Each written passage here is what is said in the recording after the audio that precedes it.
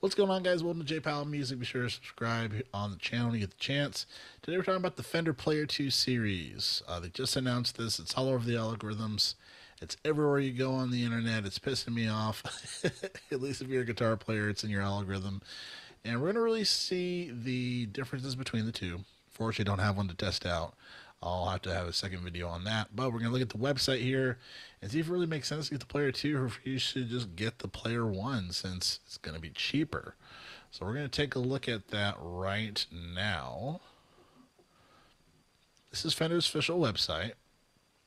Okay, so we got the Player 2 versus the Player 1. And I think this is smart. It's comparing the features because that's really the biggest thing, right? What's the real reason to make an upgrade for the Player 2 if you have the Player 1? So we have the cast seal tuners versus the classic gear tuners. I'm assuming classic gear just means vintage tuners, so that's kind of cool. It says standard fingerboard edges versus rolled fingerboard edges. So more of a grasp of putting your hands over the fret, the neck to the fretboard. You got maple or Powell Ferro fingerboards versus rosewood or maple fingerboards. If you're a tone guy, Rosewood's been a really weird thing when it comes to the history of rosewood and being in guitars. And originally, rosewood was really hard to come by, and Powell Ferro was being used. Rosewood used to be a standard, and then it stopped, and now there's all types of woods now. There's like all these like fake woods and whatnot. But when it comes to Fender specifically, they went to Powell Ferro, Laurel, and all those types of different woods. Now we're back to rosewood now. So I guess it's not as hard to find, or they found more rosewood, or they're just calling it rosewood, and they just made it, and they're calling it rosewood. So we're not sure what's actually true here. But regardless, standard colors, vintage colors. Says select new pickup modifications, configurations. Not sure exactly what that is. And then you got parchment plastic parts versus aged white parts. I don't think that's an extra $200 jump. And then it says select upgrade bridges. So that might be 2-point tremolo bridges on unconventional type of guitars. And then you have, some of them have 2-point bridges for the Player Series. So, a little bit of a difference there. We have the Alinco 5 single coil Strat pickups, which also are in Player 1 Series. And this isn't even Player Plus, guys. That's something to keep in mind, too. This is Player 2. This isn't Player 2 Plus, right? So, these are all these pickups. They're not noiseless. So, that's going to be a whole other situation. And then when it comes to different configuration systems, splitting coils, things of that nature, none of those are found here for Player 2. So this is supposed to eliminate Player 1. They're at $7.99 like the Player 1 used to be. And I think some of these guys are even more expensive. Some of them are even as high as $8.99. Yeah, these guys. These guys up here. So very interesting.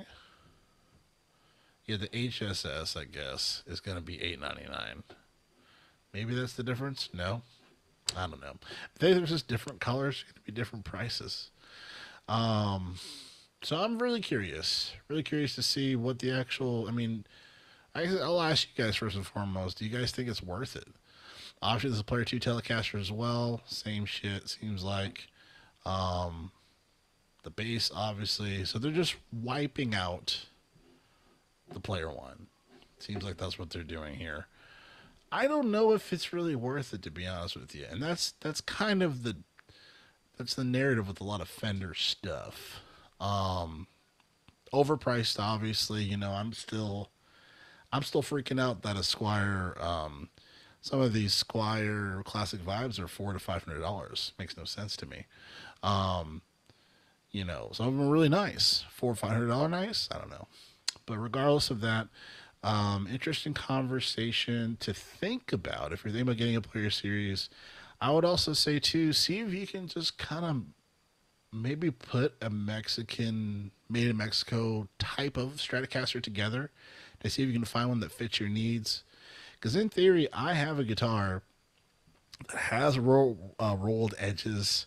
It seems like it's rosewood. I'm not 100% sure. It almost has features of Player 2.